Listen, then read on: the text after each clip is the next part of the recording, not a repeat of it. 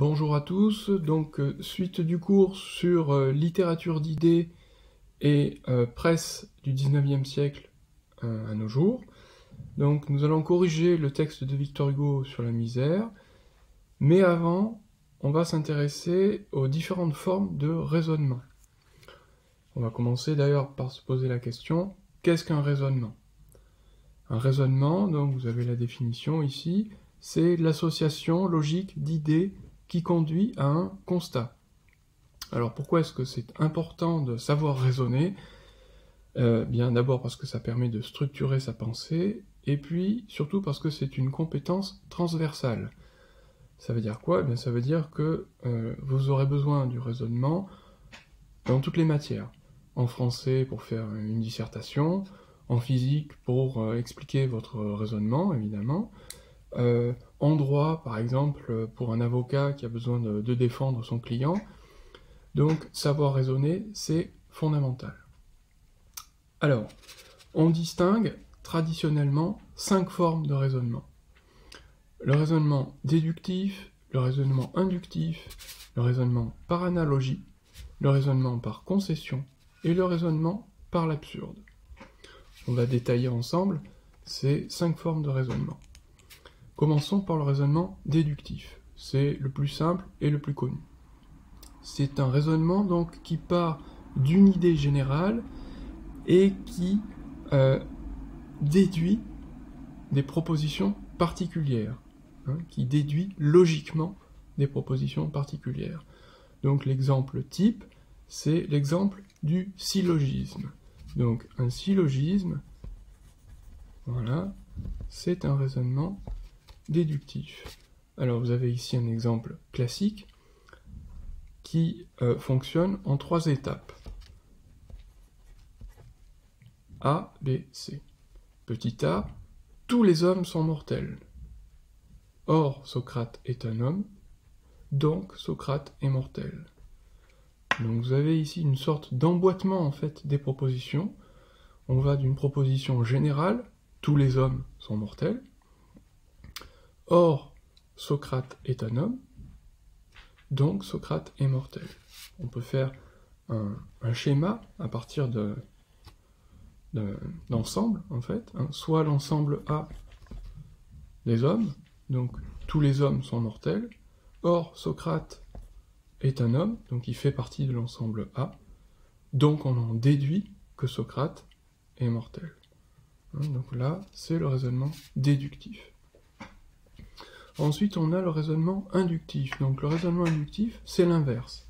C'est-à-dire qu'on va partir de faits particuliers observés, qui se répètent, pour en induire une idée de portée générale. C'est-à-dire qu'on part donc de faits concrets observés pour remonter vers une idée générale.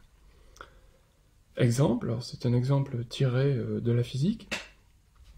Si on observe que tous les corps tombent vers le sol, alors on peut en induire qu'il existe probablement une force universelle qui fait chuter tous les corps.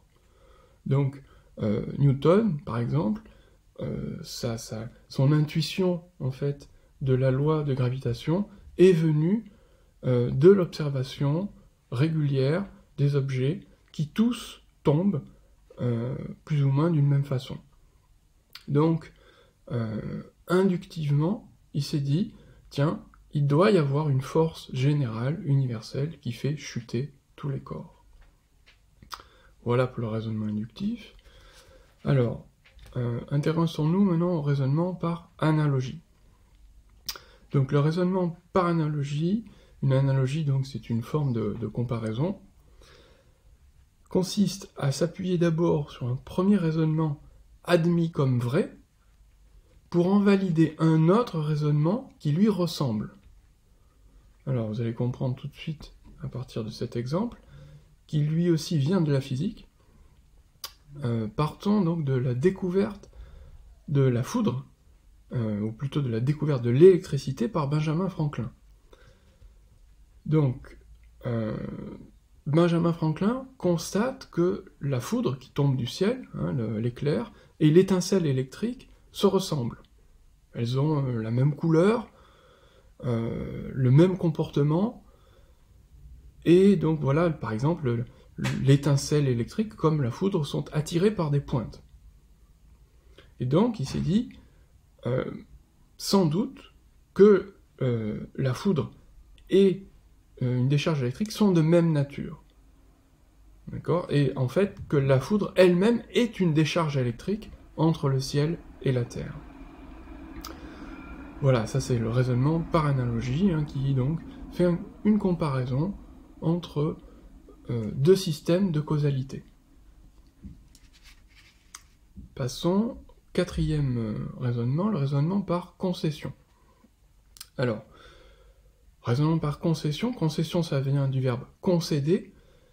Concéder, dans le mot concéder, on retrouve le mot céder. C'est-à-dire qu'on va concéder à l'autre qu'il a en partie raison, mais seulement en partie. Donc c'est une stratégie qui consiste à admettre partiellement la vérité de l'autre, la thèse de la personne qui est en face de nous, pour ensuite mieux la réfuter. Donc, voici un exemple.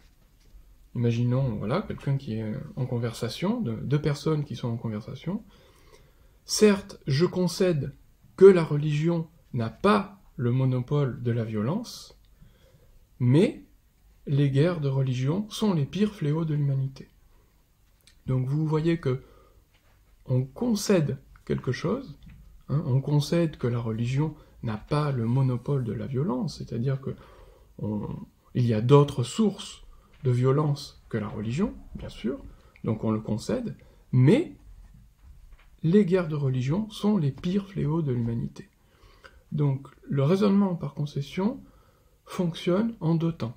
D'abord, on concède quelque chose, en commençant par exemple par certes, certes, je concède que, etc. Mais, deuxième temps, et on affirme sa thèse, on soutient sa thèse. Enfin, le raisonnement par l'absurde. Donc le raisonnement par l'absurde consiste à développer des conséquences logiques d'une thèse jusqu'à ce que ces conséquences nous paraissent absurdes, ce qui signifie rétrospectivement que la thèse de départ était fausse. Donc rétrospectivement, cela signifie que ce que nous avions posé au départ se révèle en fait faux.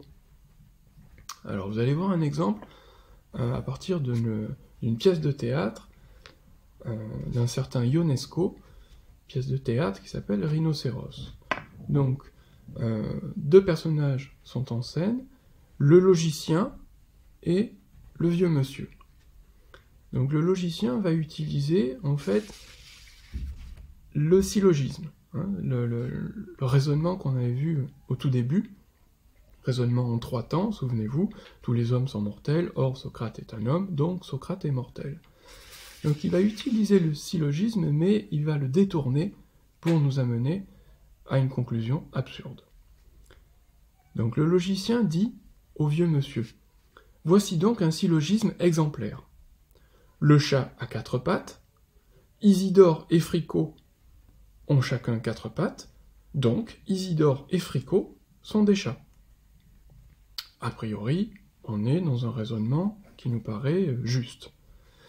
Le vieux monsieur répond « Mon chien aussi a quatre pattes. » Le logicien répond « Alors c'est un chat. » Donc on a là un raisonnement absurde qui commence par quelque chose qui nous paraît être une vérité. Le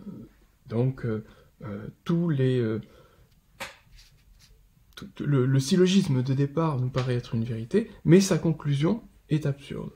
Donc dans la mesure où la conclusion est absurde, on peut remonter au début, et dire que la vérité de départ est fausse. La thèse de départ est fausse. Ici, la thèse de départ, c'est que un animal qui a quatre pattes est un chat. Alors en fait, c'est en partie vrai, mais ce n'est pas universellement vrai, évidemment. Et l'absurde la conclusion absurde permet de le vérifier. Donc voilà pour les 4 formes de raisonnement qui sont à connaître, et surtout que vous devez pouvoir identifier dans un texte. Vous devez pouvoir identifier dans un texte s'il y a un raisonnement inductif, ou par concession, ou par analogie.